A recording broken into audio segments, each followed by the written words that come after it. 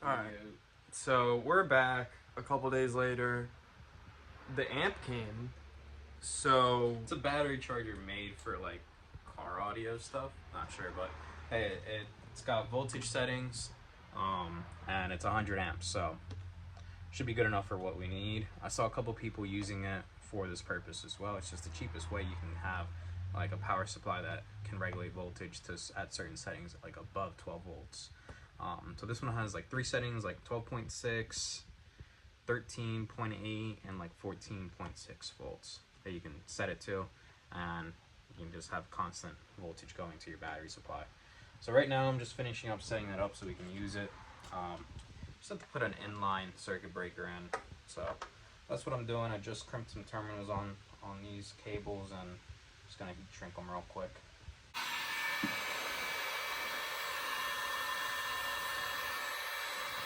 it's an interesting device.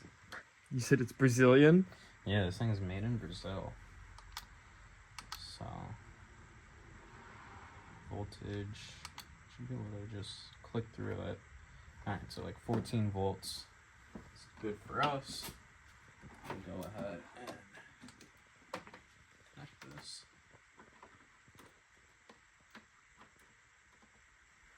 Alright. It's time to get in the car and start that filling process again. Yeah, we're gonna put the computer up again.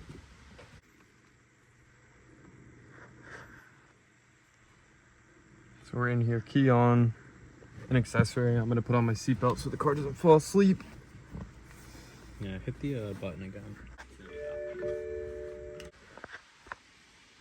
Alright, so we're back now with the transmission cold. As you can see, our current oil temperature is 17 degrees Celsius, which is about our ambient temp, maybe a little higher, but that's good. So we're below the 32 degrees Celsius that it tells us that we must start. Being lower than 32 degrees Celsius, we can go ahead and start the procedure. So yes, we want to start. Start engine.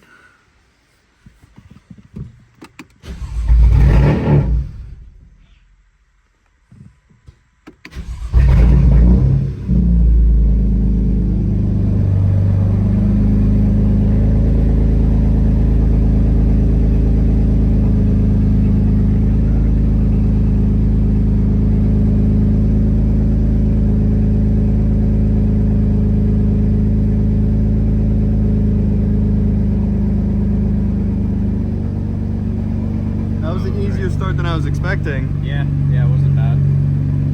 All right, so next, activate park. We are in park, so that's good. All right, current oil temperature is 18 degrees Celsius, so now continue. All right, we're gonna let it idle for a minute since it is cold. It is asking us to raise the idle speed with the accelerator pedal to 2,000 RPM for 1 minute. So it's waiting us to do this. We're gonna let the car idle for a couple minutes first since it's cold, and then we're gonna do that. I'll be your timer.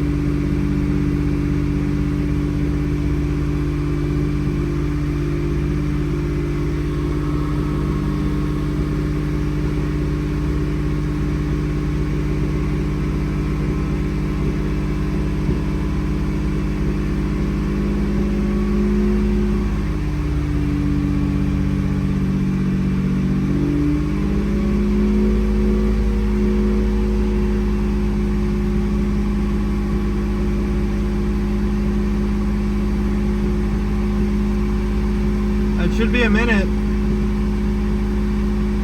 That's good.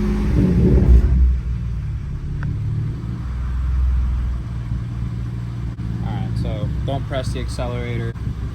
Let's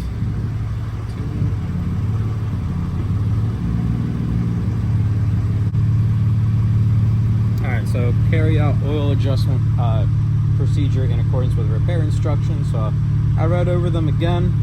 It really just says, you know, operate the engine speed at above 2,000 RPM for a minute to ensure even distribution of the fluid within the transmission units. Check to determine whether accelerator is depressed. The accelerator must not be depressed from this point onward.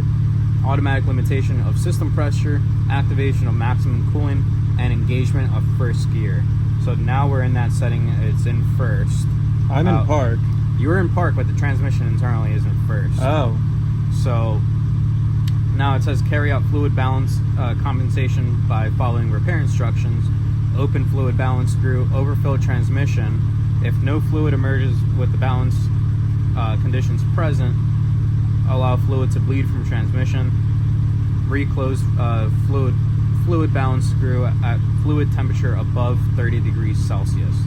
So right now our current oil temp's 23. I'm gonna give it another minute, and then I'm gonna go down there, fill it as much as I can, and then we will not close it until we are above 30 degrees Celsius.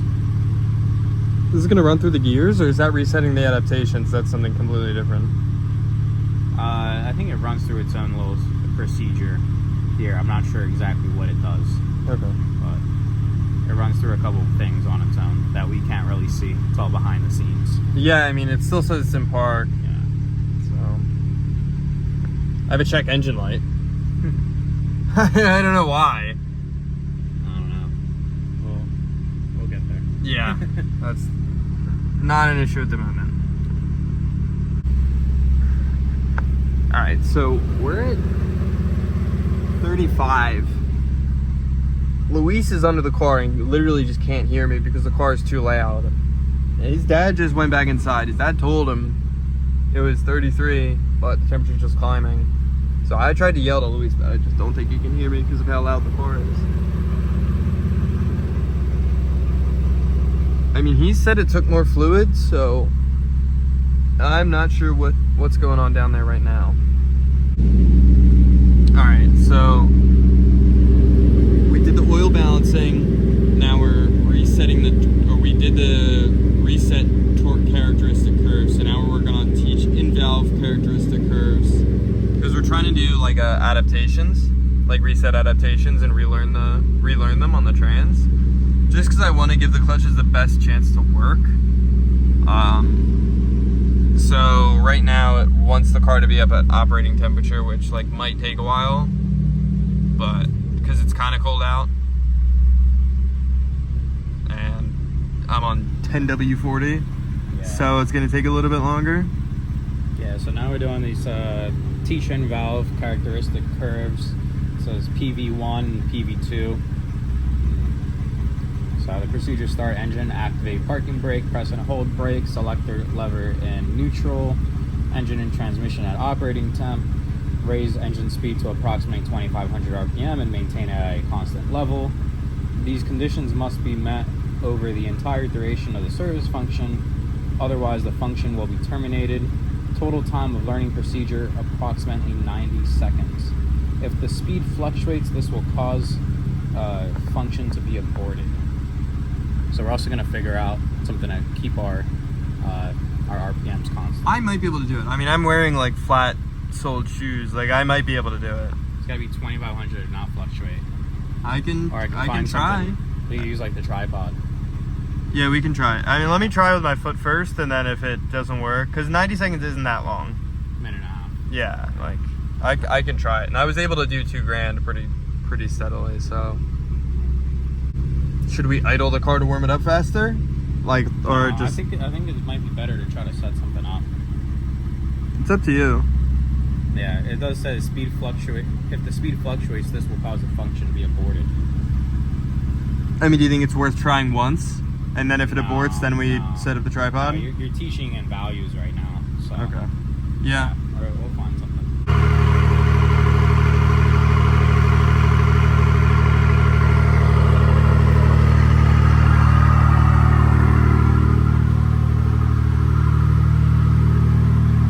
Alright, here's the complicated part. I won't probably be able to film this, but it says to also hold the brake pedal.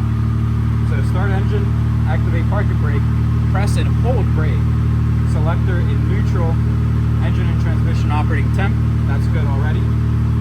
Raise engine speed to approximately 2,500 RPM and maintain it at a constant level. So do you want to extend the tripod so that it's at 2,500? No, we're pushing the seat against to move. Oh. Yeah, it's locked in place right now at 1,500 or so. Okay. We're gonna get it to I mean, I could 25. get in there and hold the brake. Yeah, so you're gonna want to do that without probably sitting. Just like stand here and put your foot there. All right. Yeah, I'm not gonna be able to film that.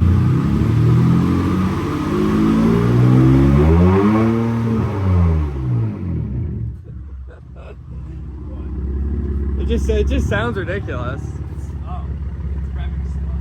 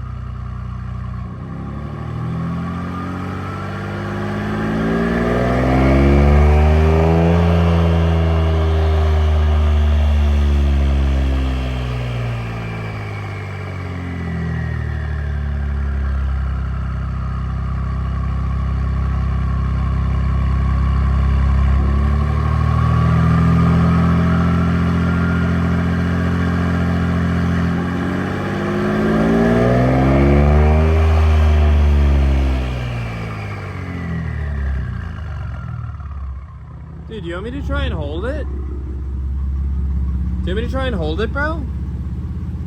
I got it to sit at like 17, but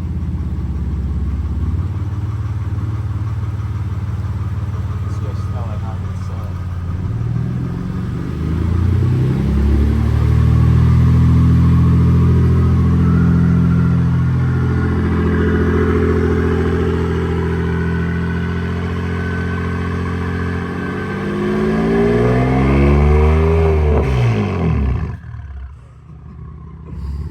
Dude, it sounds like I'm filming a dyno run or something.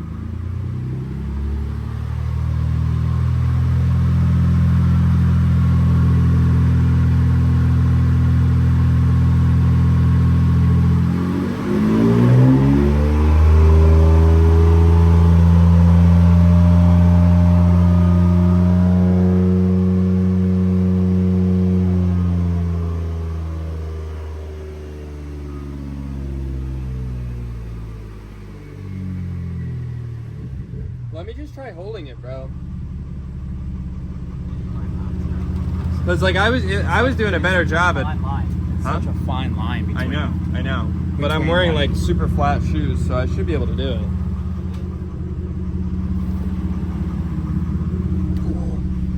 Your seat.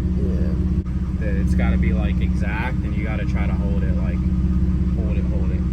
I'll try. Steady. I'll just move my seat up into like a good position. All right.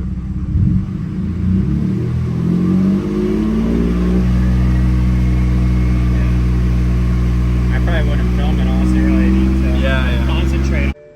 I was able to hold it for a minute 30, and then it said neutral and engine off. So I have to listen to it beeping.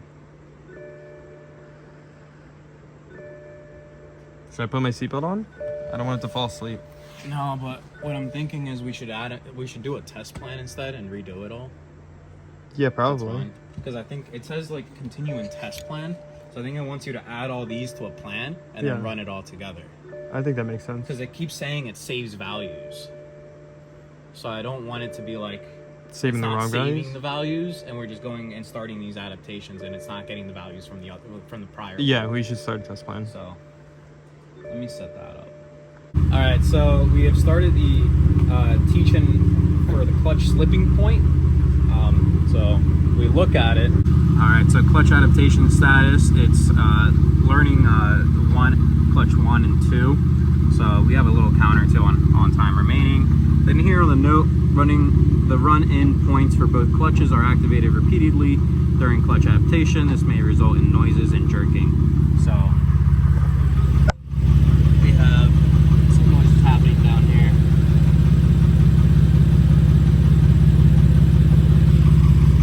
Of course, when the transmission sees the camera, it doesn't want to make its noises anymore. Yeah, it seems like it's finished. All right.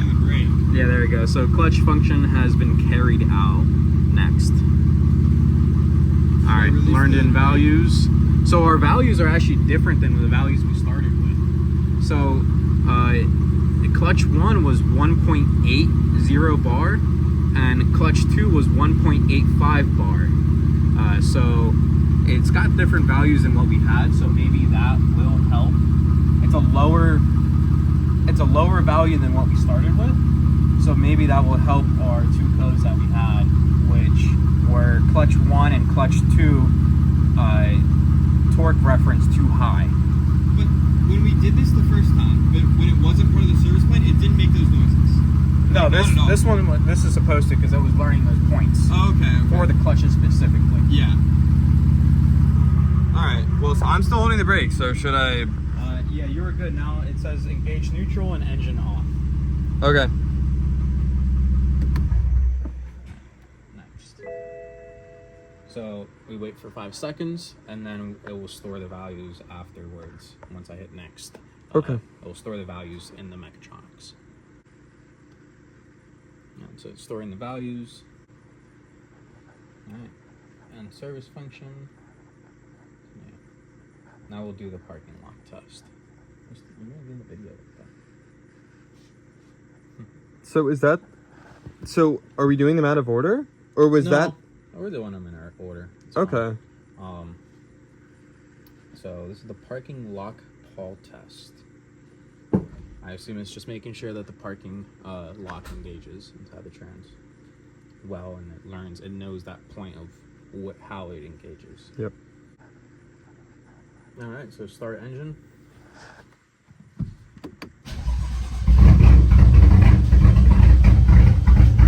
It's not that easy. Again. That's not that easy. Let it sit for a minute. It doesn't like to be turned off and then turned back on right Yeah, away. It I doesn't know. like it. So we're gonna wait for a minute. So try starting it again. Let's see round 2.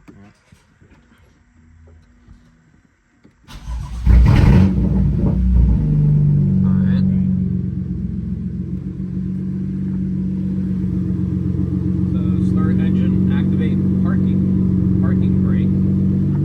So should I pull it all the way up? Yeah. Press Okay. and hold brake. Press and hold brake. Yep. Select your lever in neutral.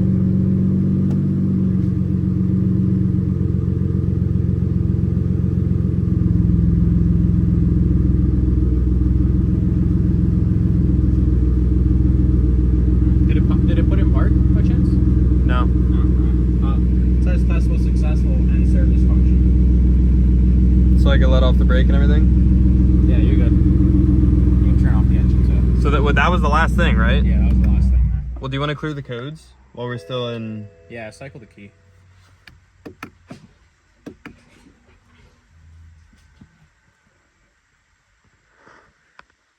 There was no alarming codes, was there? Like, for the check engine light to be on? I just figure, like, if we're going to go for a test drive after we eat, I'm assuming, we may as well clear the codes. Just see what comes back. Yeah. So the car's back on the ground. We went through the full test plan. I think everything worked. Hopefully.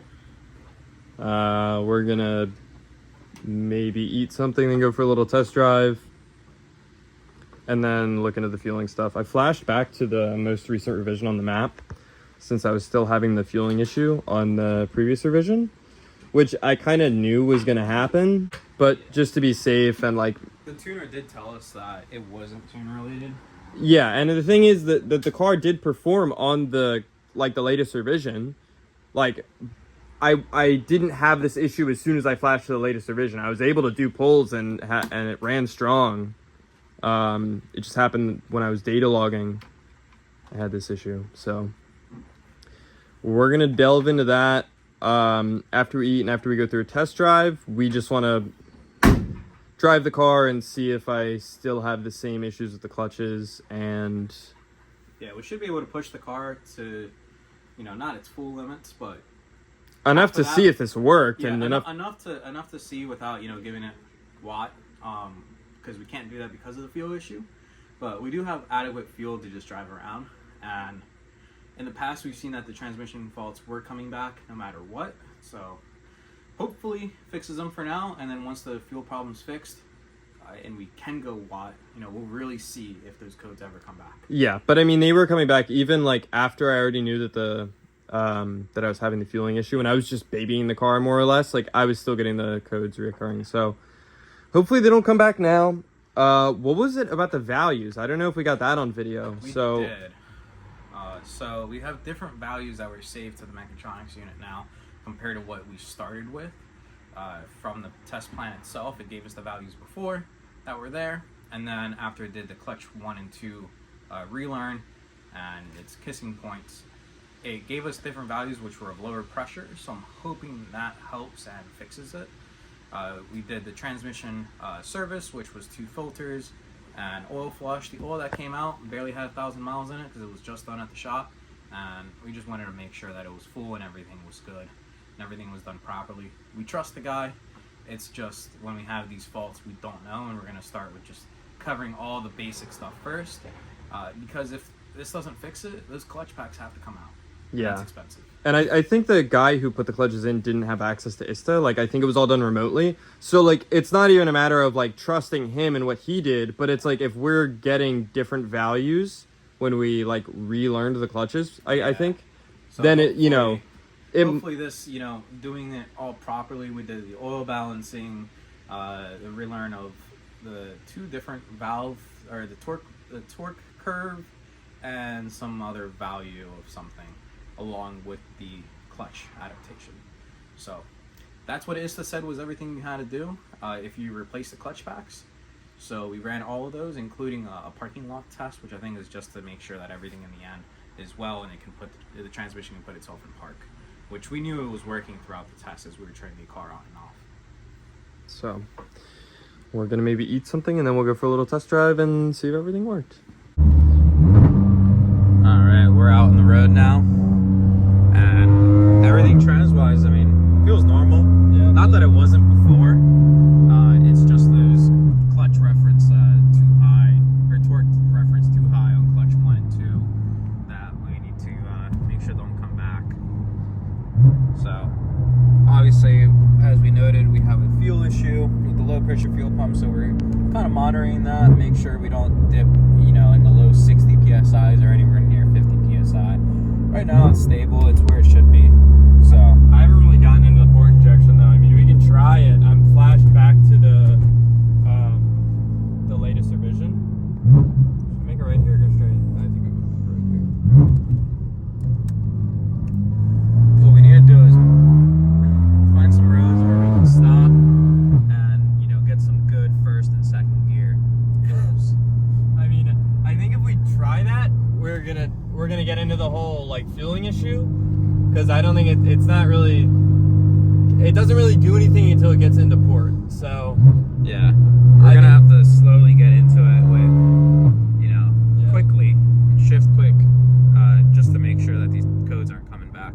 Yeah, I mean, I'm trying to like run it through the gears and, you know, shift aggressively. I mean, I'm in the most aggressive trans setting right now, manually shifting. So I'm trying to kind of drive it the way that I would drive it when I was getting the codes. Just drive it like normally for me, which is pretty aggressive. But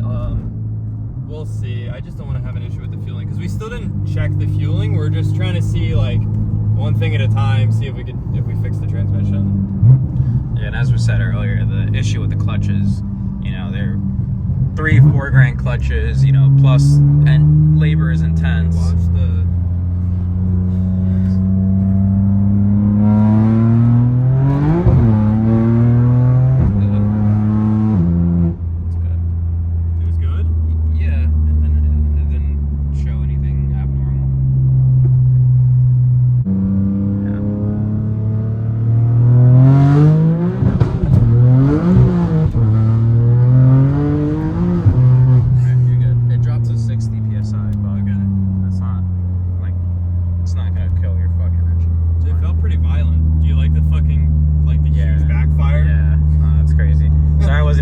Camera still, but trying to look at their parameters and hold yourself in this car is a little wild.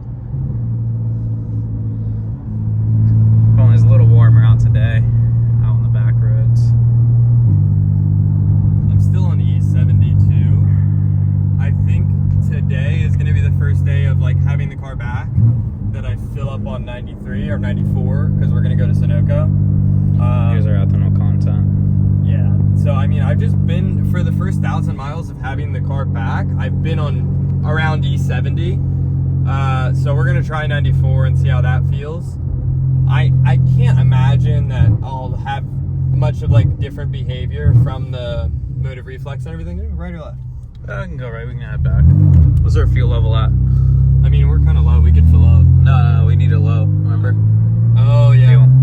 Should I get on it again? Yeah, go for it.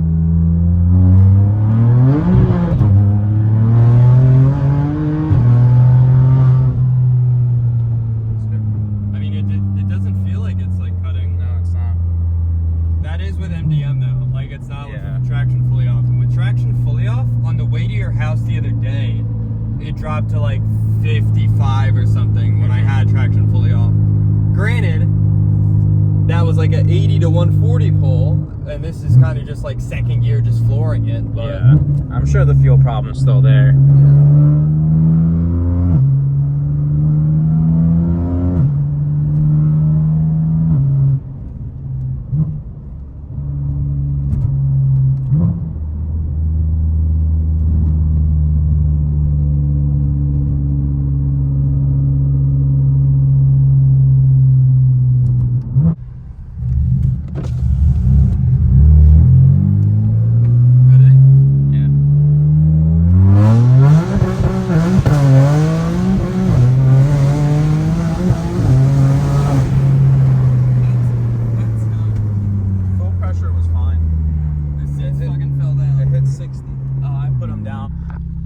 So after the test drive, we came back and we scanned for codes, and I don't have any of the transmission codes that I had before. I have one like weird DME code that we're gonna look into, but it's nothing concerning. The car drove good, and it was, I mean, you could see from the video, like we were doing like pretty aggressive pulls, and it stood up, and I mean, it was good, and it felt fast, and that's the way that I remember it before I was having the issue with the high pressure or the low pressure fuel pump.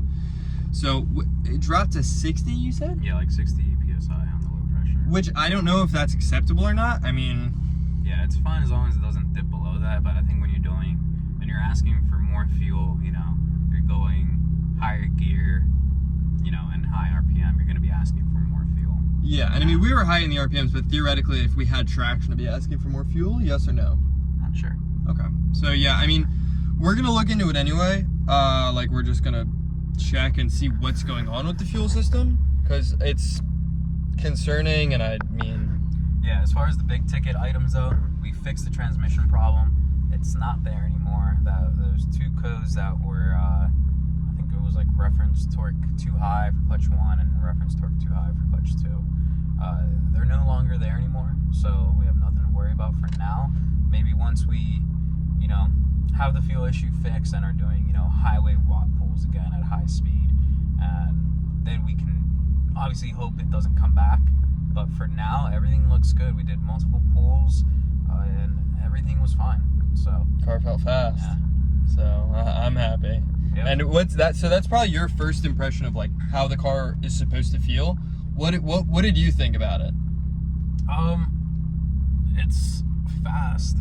It's definitely fast. It's hard to tell right now because it's a little cold outside. Our ambient temp right now is probably high 50s, low 60s. I mean, yeah, we were just spinning, and the tires are not warmed up, and it's not even optimal conditions for the tires, even if they were warmed sure, up. like if you were hooking right off the line or right after first, you know, it would be a lot faster.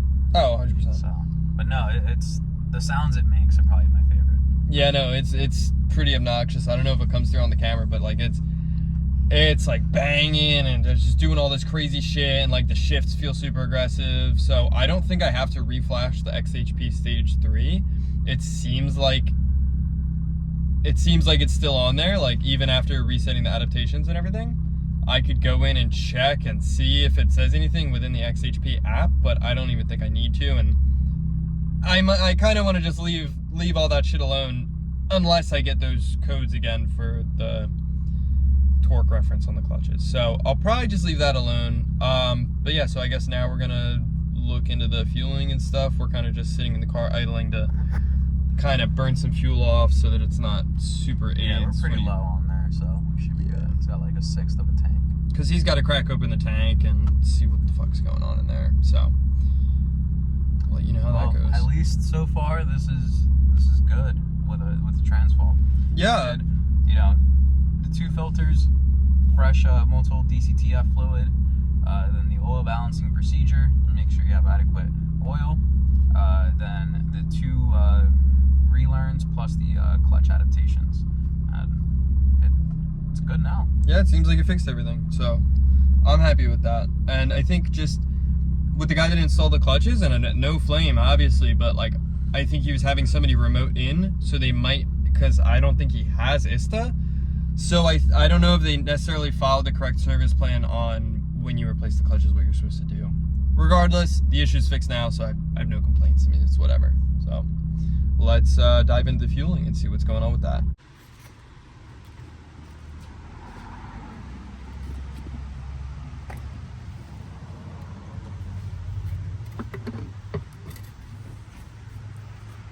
You're gonna smell like alcohol in the car for a while. I don't really mind it. Oh, that is a decent amount of fuel. Okay, well. Can you turn the car on real quick? Like ignition on or fully? Turn it on. It's gonna die. That's what you want. Okay.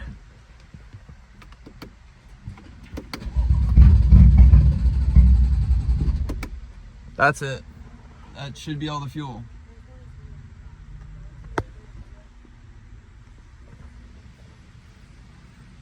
It smells good. I don't mind the smell of ethanol. It's better than the smell of gas. Huh? I don't mind the smell of ethanol. It's Yeah. better than the smell of gas. It smells sweet. Yeah. Try again. Try to make sure everything's out. Alright. Just rotate the engine. Yeah, there's nothing in there.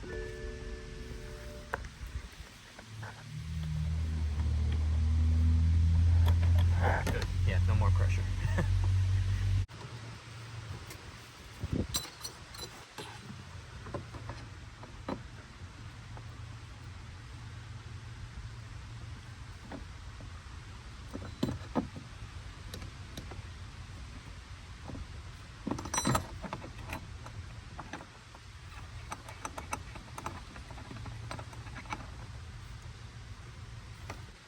Alright, I'm gonna try to set this cheapo tool on here. Get this off.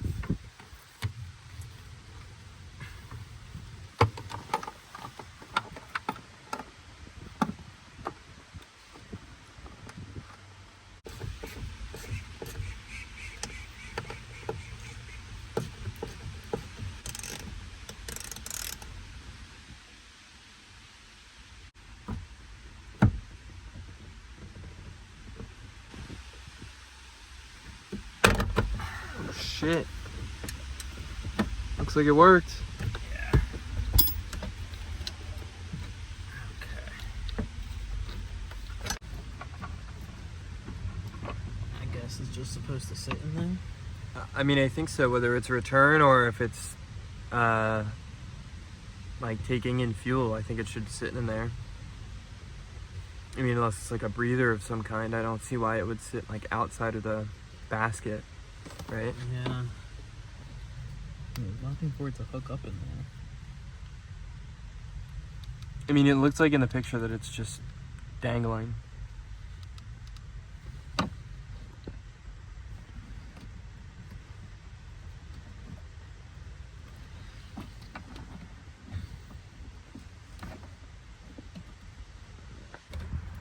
So Luis couldn't really find anything that looked out of place with the low pressure fuel pump. So I think the tentative plan is I'm gonna do the little $2,000 upgrade, which you guys will see a video on, but it's gonna have to be a surprise. And then I think we're just gonna take the car back to the guy who installed the fuel system, because And do the whole motive. Yeah, Stuff. The motive reflex. Because the thing is, after we do our little $2,000 upgrade, the car's gonna need to get retuned anyway. The car was originally tuned on that guy's dyno. So I think it just makes the most sense to bring it there and have it get retuned by the same guy on the same dyno, and have, you know, that guy kind of monitoring everything, because he's the one who put the motor together. And at that point, he can look into the fueling and make sure that everything is performing correctly. Because we fixed the issue with the transmission. So I think it just makes the most sense. Obviously, it'd be better if we could just fix everything here, but we're not the people who did the install. And I mean, this is your first time touching PI or like upgraded low pressure fuel pumps or a motive reflex or anything like that. So you're no expert, but this guy has done it a couple times. So I think it just makes the most sense to bring the car back to him once we do our little $2,000 thing. So that's the tentative plan. I think the car is safe to drive now, and really, I mean, I brought it because I was worried about the transmission and I didn't want to damage anything. Because like getting those codes on the clutches. Yeah, the tuner himself said, yeah, you gotta figure this out. Yeah, because it was concerning. Like, I mean, I didn't, the car felt fine, but the tuner, when I was sending him logs, he saw those codes and he was like, why are you getting these codes still? Like, did you not clear them or something? So he was concerned about it. And now that we've got that figured out, the fueling is more, I don't know. That's kind of just going to be up to the guy who built the motor and the guy who's putting it on his dyno. Yeah, I mean, they did the whole reflex wiring. This Precision Raceworks kit is not running the Hobbs switch for it, for the secondary pump. It's wired up completely different than like what the manual shows you to do. So the relay is fine, the fuse is fine for the secondary pump, but we think somehow it's not getting turned on, maybe. And the only thing that's triggering it is the motive reflex. So we'll have to go from there. So we didn't fix the fueling, but I still look at today and yesterday or whenever we started as a success, because at least I know the car is safe to drive and I'm not destroying my transmission or my mechatronics or anything. So I can't exactly do full throttle pulls yet, but it's a little too cold for that anyway because I just don't get traction at all. So I'm gonna keep driving the car, and once I put that money together and we do that little $2,000 upgrade, we'll get retuned and get all the fueling stuff figured out for real. Alright, so there's a motive reflex. I'm gonna end up looking at the diagram for this and, you know, what is all connected. The trigger cable has to come up from over there, from the pump up here, so that's what I'm trying to locate right now and kind of trace everything. Alright, what did you So we're tracing back from the reflex over to that trigger wire, and we got some needleless wire strippers. The Irwins or anything? No, they're not Irwins. Interesting. One man's trash is another man's liquid. I'm gonna fucking hit him up, tell him he's gotta come fix this shit and hold him for ransom. No, we gotta bring the car to him and tell him to fix it. Fucking take him 6 months to get here. Tell him to come to us. I don't think so.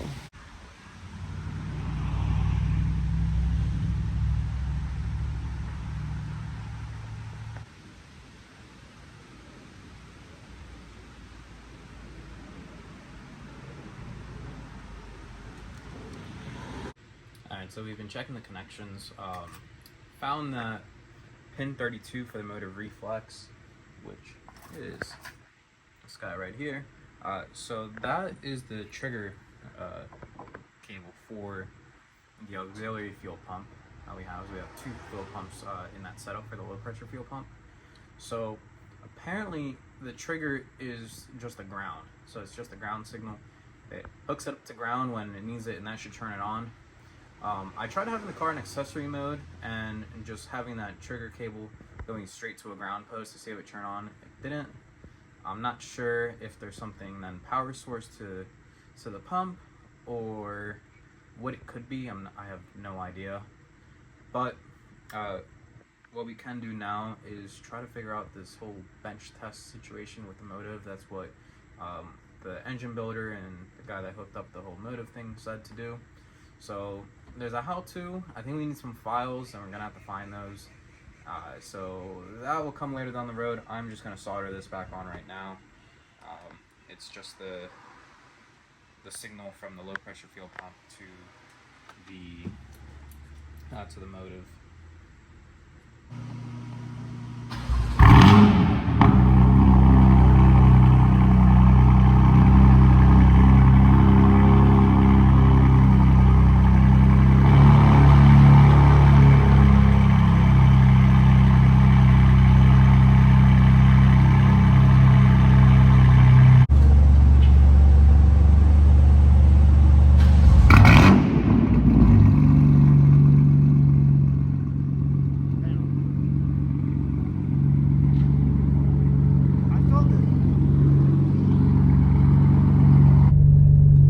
So I don't think I filmed an outro to what we were doing yesterday, but we were messing with the relays again. We went to advanced and bought another relay to see if it would work, and then we were doing test hits, and the low pressure fuel pump was pretty stable around 60 to 75 psi, which was acceptable, I'll say.